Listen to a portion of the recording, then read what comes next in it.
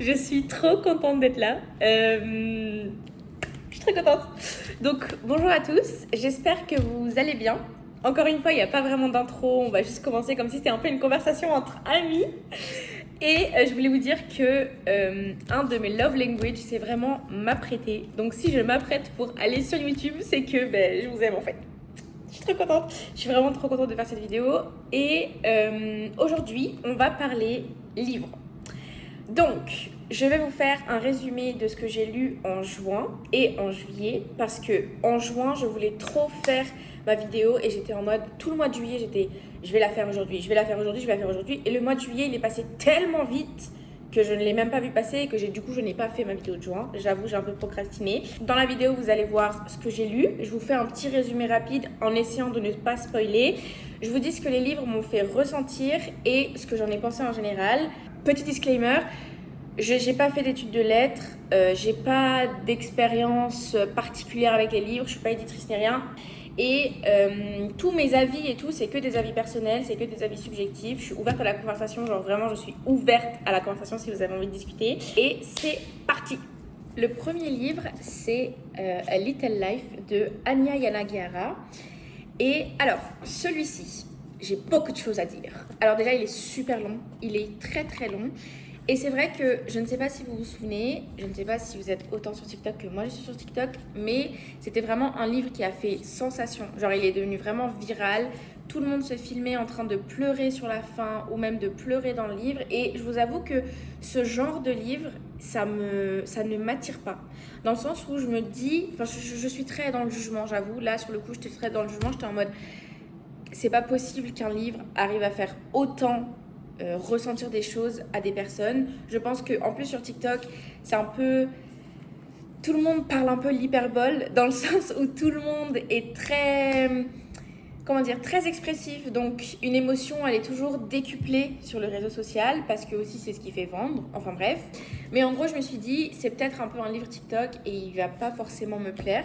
Je l'ai mis quand même dans ma to be read juste au cas où. Et cette année, j'ai eu une carte cadeau de mes collègues. Je me suis dit, pourquoi pas en profiter pour le prendre. Et du coup, je l'ai pris et je l'ai lu. J'ai pleuré 3 fois en le lisant. C'est un très beau livre. Vraiment, c'est un livre magnifique. En gros, ça raconte l'histoire de 4 amis qui se connaissent depuis l'université. Et en fait, on apprend les histoires de vie de chacun au fur et à mesure du livre. Et il y en a un en particulier qui a une vie vraiment très, très, très difficile. Et qui, en fait, on apprend de plus en plus sa vie à lui, et le livre est un peu plus axé sur sa vie à lui, mais en même temps on apprend à connaître les autres personnages. Donc c'est un groupe de 4 amis et on apprend leur chemin de vie, on apprend comment ils en sont arrivés là où ils sont. Et le livre est vraiment très triste parce qu'il se passe des choses vraiment terribles, surtout pour ce personnage dont je vous parlais tout à l'heure. Je recommande ce livre, mais je mets un gros attention. Si vous êtes sensible à certains sujets, je vous le mettrai peut-être dans la description, mais il y a certains sujets qui y sont abordés qui sont très très très très durs, et si vous êtes hyper sensible à ce genre de sujet, je vous le conseille pas. En général, je lis un livre et la plume ne me touche pas. Enfin, c'est pas quelque chose qui vraiment me tape dans le crâne et je me dis waouh, vraiment la plume. Mais celle-ci, alors que ce sont des longues descriptions, c'est des longues discussions, c'est des longs passages d'explications, je ne me suis pas ennuyée et j'ai vraiment dévoré le livre. Vraiment, pour le nombre de pages, je crois qu'on est à 800 pages, quelque chose comme ça, je l'ai dévoré. Alors qu'au début, c'est littéralement une brique. Je me disais, mais attends, tu vas pas lire tout ça. Tu ne vas pas lire tout ça, c'est beaucoup trop long. En plus, si ça se trouve, tu ne vas même pas l'aimer. Et au final, je n'aurais pas dû juger, j'aurais dû jeter mes préjugés à la poubelle parce que j'ai vraiment adoré ce livre. Et je le recommande, je trouve que c'est un très beau livre. Après, j'en ai discuté avec des personnes sur TikTok, du coup, parce que j'avais posté mon avis sur TikTok. Et il y a une personne qui m'a fait remarquer quelque chose qui peut paraître vrai. Moi, je ne l'ai pas ressenti comme ça. Mais on a un peu l'impression que c'est du trauma dump, du coup, parce qu'il y a le personnage dont je vous parlais avant, il a vécu tellement de choses, c'est choquant. Je pense qu'il y a des gens qui ont vraiment vécu ça dans leur vie, mais c'est vraiment choquant. Et c'est vrai qu'à des moments, on pourrait penser que c'est du trauma dump, mais j'ai trouvé que la plume était tellement bien. J'ai pas senti que ça m'appuyait sur les épaules. Et ça m'a pas appuyé sur les épaules. Enfin voilà, j'ai beaucoup aimé, je vous le recommande. Si je devais mettre une note, je mettrais peut-être un En vrai, un bon 9, voire un 10. Parce que j'ai vraiment beaucoup aimé le livre et j'ai pleuré. Et je trouve que c'est le but de la lecture, c'est de ressentir des émotions fortes comme ça. Le deuxième livre, c'est Les Testaments de Margaret Atwood. Et en fait, je voulais contrairement à A Little Life, celui-ci, je voulais tellement l'aimer. Je voulais tellement l'aimer. J'avais tellement hâte de le lire. J'étais trop contente que l'autrice, elle ait sorti une suite à La Servante écarlate. Donc ça, c'est le premier livre. Handmaid's Tale, La Servante écarlate. Je l'ai adoré. Ce livre, je l'ai adoré. Vraiment, j'ai adoré le lire. Je crois que c'est un des seuls livres que j'ai relu et que je vais probablement relire. C'est un livre génial. Je vous raconte ça d'abord. Ça raconte une dystopie dans laquelle, en fait, les femmes n'ont plus de valeur. Littéralement, les femmes sont réduites à leur état de procréation. Si elles ne peuvent pas procréer, il y a des castes, elles sont rangées dans ces castes. Enfin bref, c'est juste un livre magnifique que je vous conseille à tous parce que je pense qu'on devrait tous être au courant de ce qui se passerait si le féminisme n'existait pas. Voilà, ça c'était le petit grain de sel. Et du coup, ça c'est la suite. Je l'ai lu avec tellement d'attente. J'étais tellement genre... J'ai trop envie que ce livre soit bien et j'avoue que j'ai été très très déçue. J'ai été super déçue parce que j'ai trouvé que c'était un livre qui avait tellement de potentiel et que le potentiel n'avait pas été atteint. Et même si je l'ai fini très rapidement, en fait je l'ai fini rapidement parce que je voulais qu'il se passe quelque chose. Il y a une intrigue, il se passe quelque chose, il y a une histoire, mais justement, je trouve que peut-être que c'est une fin ouverte et qu'il y aura une suite, je sais pas du tout, mais honnêtement, pour ce qu'il est, j'étais tellement déçue. J'étais tellement déçue. Je vous demande vraiment de vous faire votre propre avis parce que je trouve que c'est hyper important de ne pas juste écouter les mots de quelqu'un qui dit « Ah, j'ai pas aimé ce livre, il est trop nul ». Je dirais pas qu'il est nul parce qu'il était quand même bien. Mais en termes d'attente, vu le premier, je m'attendais tellement à mieux et j'étais tellement excitée de le lire. Et vraiment, je suis vite redescendue. J'ai pas du tout... accroché et j'ai regardé la série. Donc j'ai regardé la série parce que je me suis dit peut-être que... On m'a dit que la série était un peu différente du livre. Je me suis dit peut-être que... Et au final, la série, pareil. Elle reprend l'histoire d'une autre manière. C'est pas du tout un peu le même... je dirais le même fil conducteur. Mais voilà. En tout cas, j'ai pas... Pourtant, j'ai tellement voulu l'aimer. Et je l'ai pas trop aimé. Donc je suis un peu déçue. Voilà. Et si je devais lui donner une note, ça serait entre 5 et 6. En vrai. Mais c'est vrai que, contrairement à La Servante écarlate, que je n'arrive pas à oublier, que j'ai envie de relire, celui-ci, je pense que je vais vite l'oublier et que la seule chose qui va me rester du livre, c'est la déception que j'ai ressentie en le lisant. Ensuite, on a Confession d'une accro du shopping de Sophie Kinsella. Alors, ce livre, je l'avais depuis super longtemps, même quand j'étais ado, je l'avais dans ma bibliothèque et je l'avais déjà commencé. Mais j'avais pas été fan, donc j'avais arrêté. Et l'autre fois, je suis allée dans une librairie et je l'ai vu et je me suis dit I'm gonna take that one. Pourquoi pas? Si ça se trouve, je vais de nouveau l'aimer parce que du coup, j'avais vendu ma version à moi au marché aux puces et du coup, je l'ai racheté. En commençant à le lire, j'ai compris pourquoi je l'avais pas fini quand j'étais ado. Et en fait, je pense que c'est l'écriture de l'autrice parce que elle nous fait vraiment être énervée contre la personnage principale. En gros, c'est une femme qui est journaliste financière, il me semble, et elle habite à Londres. Et elle a une gestion financière catastrophique. Tous ses choix économiques sont catastrophiques, mais vraiment catastrophiques. Genre, si vous avez une gestion financière compliquée, elle vous rassure. Elle vous rassure parce que vous vous dites, mais comment c'est possible? Et le pire dans tout ça, c'est qu'elle est dans le déni.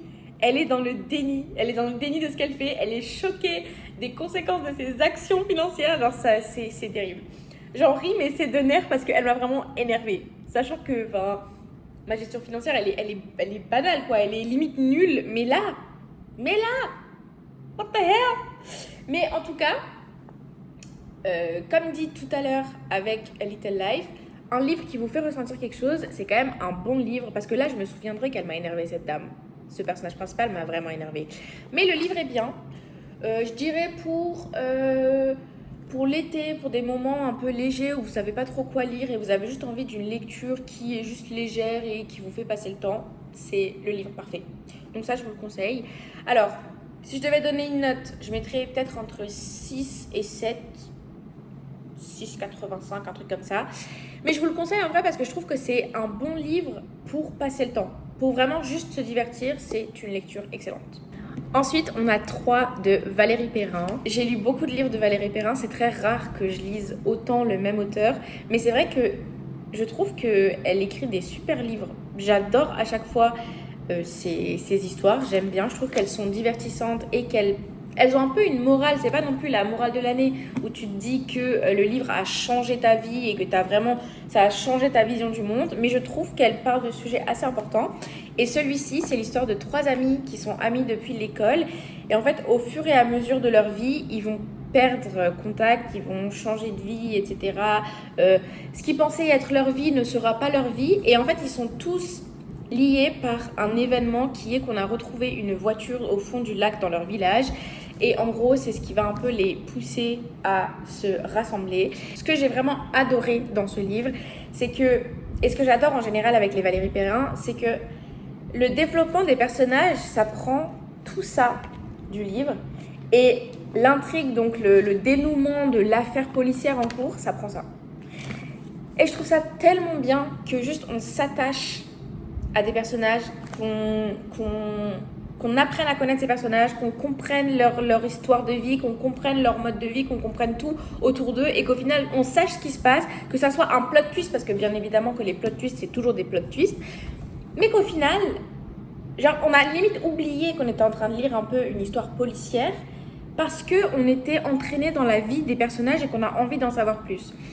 Je l'ai dévoré, j'ai trop aimé. Il est un peu abîmé parce qu'il a pris l'eau, parce que je l'ai emmené en Grèce quand je suis partie en vacances. Et en fait, il y a une énorme vague qui a tout emporté, qui a emporté toutes mes affaires littéralement. Et le livre avec. Mais bon, en tout cas, si je devais donner une note, je donnerais entre 9 et 10 parce que j'ai trop aimé. Et surtout, le fait que les sujets qu'elle aborde dedans, j'ai vraiment trop aimé. Je ne l'ai pas avec moi parce que, comme vous savez, j'adore prêter mes livres. Et là, je l'ai déjà prêté. Mais j'ai lu Un animal sauvage de Joël Dicker. C'est une copine, d'ailleurs la copine qui m'a aussi conseillé les Valérie Perrin. Donc, merci de fournir ma bibliothèque avec des livres de qualité comme ça, Alex. Petit cœur.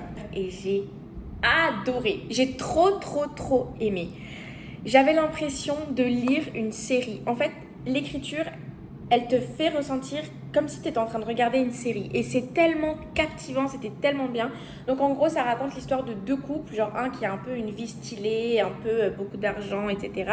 Et un peu plus modeste, pas modeste, mais un peu plus modeste, qui a plutôt une vie classique, qui essaye quand même d'avoir un certain niveau de vie ou un certain mode de vie, mais ça fait pas trop et qui regarde vachement sur l'autre couple. Et bref, il y a des histoires de braquage et tout. Enfin bref, un plot twist trop bien, des personnages trop bien, mais pas genre trop bien, je les adore, je m'identifie trop à eux et tout. Non, plus genre des personnages hyper humains, des personnages hyper... On se questionne sur pourquoi ils font ça, ensuite on comprend de pourquoi ils font ça et franchement j'ai adoré, j'ai vraiment adoré. C'est un peu une histoire de... Il y a un peu une histoire de jalousie, de comparaison, de comment on voit l'autre, comment l'autre est réellement, etc. Et j'ai vraiment trop aimé. Et tout ça sur fond de braquage un peu. Et j'ai trop aimé, vraiment. Celui-là, je l'ai lu, mais je l'ai lu tellement rapidement. J'étais en mode, qu'est-ce qui se passe? J'ai trop aimé. C'était vraiment un trop bon livre. Et je le recommande si vous cherchez un peu une lecture facile, mais captivante. Ah, et si je devais donner une note, je donnerais un 10 parce que je me suis trop amusée en le lisant. Vraiment, c'était trop divertissant. J'étais juste là en train de tourner les pages, en train de me dire qu'est-ce qui se passe ensuite et j'ai adoré. Ensuite, on a Yoga de Emmanuel Carrère. C'est un peu une autobiographie de l'auteur qui aimerait écrire un livre sur le yoga de manière positive et calme et en fait qui est diagnostiqué bipolaire de type 2. Et en gros, ça va raconter un peu sa vie avec la maladie, comment il a réussi à la gérer, comment il l'a découvert. Et honnêtement, je ne sais pas si c'est le format autobiographique qui m'a dérangée ou si c'est l'écriture que j'ai pas aimée, mais j'ai vraiment pas accroché avec le livre. Je trouve qu'il parle de sujets très importants parce que la santé mentale, et encore plus aujourd'hui, c'est hyper important d'en parler. Mais c'est vrai que je l'ai lu sur la recommandation d'une amie et je voulais absolument le finir parce que ça m'énerve un peu de ne pas finir mes livres, mais en même temps, c'était une amie qui me l'avait conseillé, donc peut-être que si je l'avais pris moi-même en librairie, je pense que je l'aurais jamais pris en librairie. Je pense que j'aurais jamais pris ce livre en librairie parce que déjà c'est pas mon style de livre et en plus j'ai vraiment pas accroché. Et à la fin c'était tellement long. Genre vous savez quand vous lisez un livre et que le livre est tellement long que vous avez l'impression de tourner des pages, mais vous tournez à l'infini, il n'y a aucune page qui se tourne. C'est comme si vous appuyez sur l'accélérateur mais il n'y a aucune vitesse qui est enclenchée et c'était terrible, j'ai vraiment pas du tout accroché et j'ai pas du tout aimé. Vraiment j'ai pas du tout aimé et je l'ai fini parce qu'une amie me l'avait conseillé, mais si je devais le relire, je le relirais pas. Est-ce que je le conseille? Honnêtement, faites-vous votre propre avis, encore une fois, mais moi j'ai pas du tout aimé. J'ai vraiment pas du tout aimé. Et je le recommanderais pas, genre si quelqu'un me dit ouais, t'as un livre à me recommander? Pas celui-là. Moi je le recommanderais pas, mais je vous conseille de le lire quand même parce que si ça se trouve, moi je l'ai pas aimé, vous allez l'adorer. On continue avec The Last Pomegranate Tree de Bashtiar Ali. Et en fait, ça raconte l'histoire du conflit kurde sous Saddam Hussein en Irak. Et en fait, je voulais lire ce livre parce que ça raconte une partie importante de l'histoire des Kurdes. Mais je suis trop habituée à lire des fictions historiques et elles sont très ancrées dans la réalité, vous voyez. Et là, ça raconte un peu l'histoire de la jeunesse en Irak, comment ils ont fait avec le conflit, comment ils s'en sont sortis, etc. Comment ils ont dû quitter leur terre, etc. Comment ils se sont battus, comment ils ont vécu ce conflit, mais d'une manière tellement philosophique et poétique que j'ai limite pas compris. Vous voyez? Après, je m'en doutais, parce que je sais que les auteurs kurdes en général, ils sont très poétiques, très philosophiques, ça c'est limite dans nos gènes, vous voyez? Mais là, je pensais vraiment que j'allais plus comprendre. J'ai dû rechercher un peu la signification de ce qui avait été écrit parce que j'ai pas tout compris. Il y a des choses que j'ai pas vraiment trop compris. C'était une fiction historique, mais un peu sous forme d'essai philosophique, presque mystique en fait, et j'ai énormément de mal avec ça. J'avoue que la poésie, le fantastique, la philosophie, c'est pas vraiment le genre de lecture qui m'intéresse. Et j'avoue que quand j'ai pris ce livre, j'avais en tête The Daughters of Smoke, que j'avais lu, que j'avais adoré, qui est vraiment une fiction historique sur la condition des prisonniers au Kurdistan. Et j'ai trouvé ça incroyable comme livre. Et là, je m'attendais vraiment à ça, je m'attendais vraiment à comprendre, je m'attendais vraiment à être ancrée dans une histoire en fait, comprendre l'histoire. Et là, j'ai pas vraiment compris. J'avoue que peut-être que c'était my bad parce que j'ai pas compris le sens caché des mots, le sens un peu philosophique des mots, mais je n'ai pas compris. Je l'ai lu jusqu'à la fin et quand même, je trouve que c'était un bon livre. Moi, c'est pas le genre de livre que je lirais si j'ai envie de me renseigner sur l'histoire d'un pays ou sur l'histoire d'un peuple ou d'une communauté. Donc c'est vrai que j'étais un peu perdue pendant certaines... parce qu'au début, ça commence très, très réaliste. Donc, c'est un peshmerga qui sort de prison 21 ans après être entré en prison. Et il cherche son fils. Jusque-là, on est clair. Et d'un coup, ça parle d'inondation et d'un mec qui glisse sur l'eau. Mais genre, qui glisse sur l'eau en mode, il marche sur l'eau. Là, ça m'a pas trop mis dans l'ambiance. Là, j'étais un peu en mode, je sais pas trop ce qui se passe. Voilà. Donc, j'avoue que si je devais lui donner une note, je donnerais la note de... Je sais pas, en vrai, c'est un livre important et même si c'était symbolique, ça parlait d'un sujet important. Donc, en soi, je mettrais peut-être un 8 ou un 9. Mais j'ai dû chercher moi-même, genre faire des recherches après avoir lu, parce que j'avais pas tout compris. Et aussi, vu que je l'ai acheté, je voulais absolument le lire, il était sur une application. Du coup, j'ai dû le télécharger sur ma tablette. Et vu que la tablette ne fonctionnait pas, j'ai dû le lire sur mon téléphone. Et vous savez, quand on a son téléphone en main, c'est très facile d'aller sur d'autres applications. Donc, c'est vrai que peut-être aussi les conditions de lecture n'étaient pas top. Mais en tout cas, je vous conseille de vous faire votre propre avis. Je crois qu'il n'existe pas en français. Et aussi peut-être parce que je l'ai lu en anglais. Donc, la symbolique, elle était encore plus forte. Je ne sais pas comment expliquer. Mais je ne sais pas s'il existe en français, je ne crois pas. Et sinon, je vous conseille encore une fois pour vous faire votre propre idée. Après, si vous êtes un peu plus philosophique, si vous aimez un peu tout ce qui est mystique, c'est un livre pour vous. Si vous êtes plus réaliste et ancré dans la réalité, peut-être moins. Le dernier livre de ma sélection, c'est Where the Wildflower Grows de Tara Sheldon Harris. Et déjà, c'est le dernier livre que je l'ai lu, je l'ai fini hier. Mais j'ai adoré ce livre. Pour contexte, j'avais pris ce livre parce que en octobre, j'ai perdu ma grand-mère. Et je cherchais un livre qui m'aide à naviguer un peu mon deuil. J'ai fait un peu mes recherches et j'ai trouvé celui-ci. Et pour vous dire que c'est un livre qui m'a fait me sentir comme si quelqu'un me prenait dans ses bras et qu'il émanait une chaleur qui faisait du bien à mon corps. Je ne sais pas comment expliquer. En gros, pour le contexte, c'est une femme qui a été incarcérée. On apprendra plus tard les raisons de son incarcération. Et en fait, en faisant un transfert de prison, elle a eu un accident de bus et du coup, toutes les personnes qui étaient dans le bus avec elle sont décédées, sauf elle. Et elle va se retrouver dans un tout petit village au fin fond de l'Alabama. Et dans ce village, il y a une ferme à fleurs.